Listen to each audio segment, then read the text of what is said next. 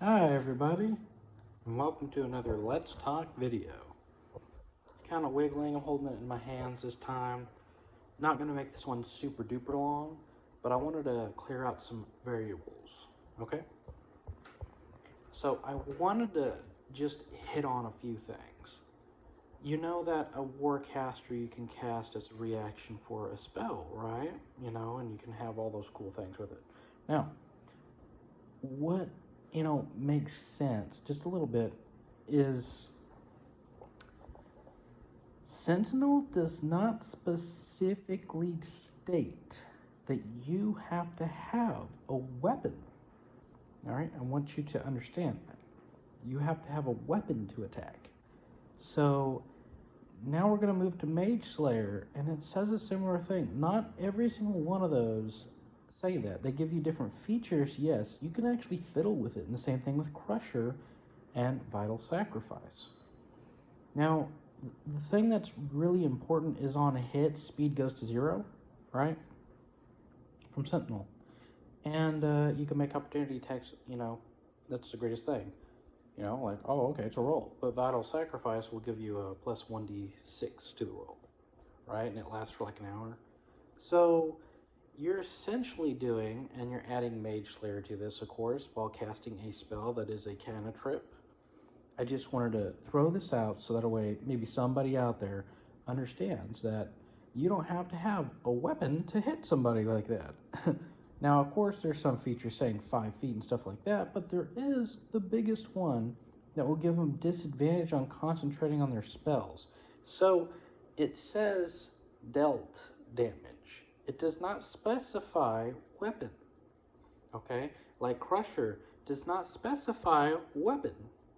Crusher says bludgeoning damage. Okay? Now you have 1, now you have 2.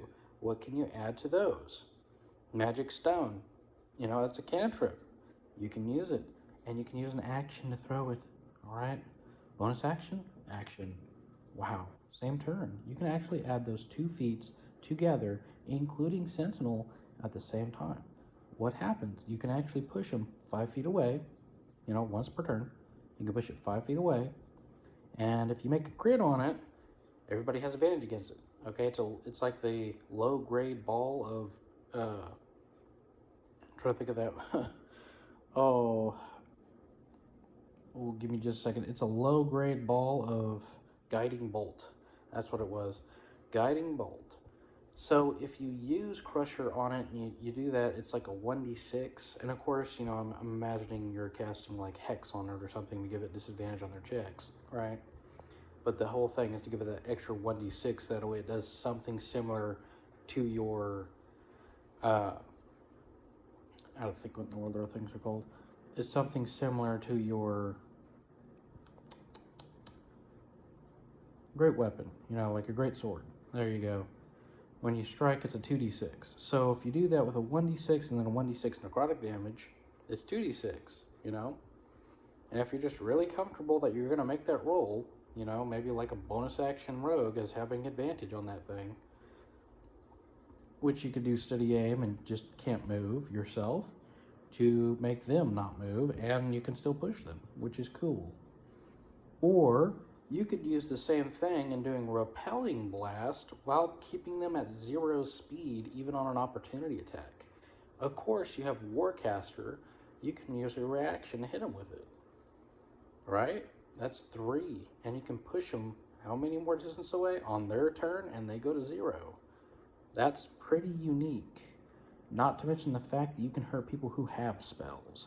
And not to mention the fact, okay, you could possibly give everybody advantage on that thing until the end of your next turn. That would be extremely crazy for a bludgeoning hit. Now, that's just little variables. I wanted to put that out there. There is, other cool things or features that make a little bit more sense too, like if you really wanted to do Goblin per se, Fury of the Small. I believe it was called Fury of the Small.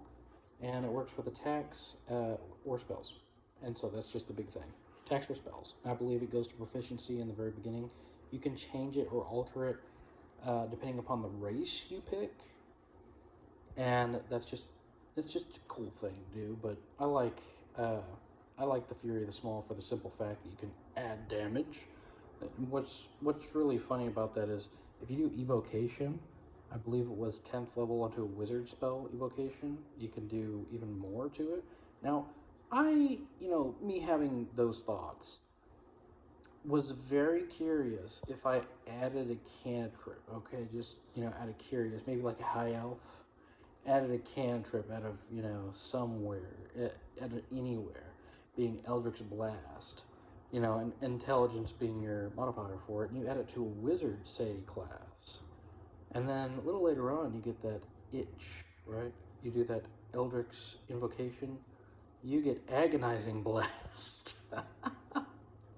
That would be extremely funny to have agonizing blast with intelligence modifier. So pretty much your charisma modifier and your intelligence modifier are in that one blast that you can shoot up to however many times you get up in that class, which at 11th level you shoot it off 3 times and do a different roll for each one.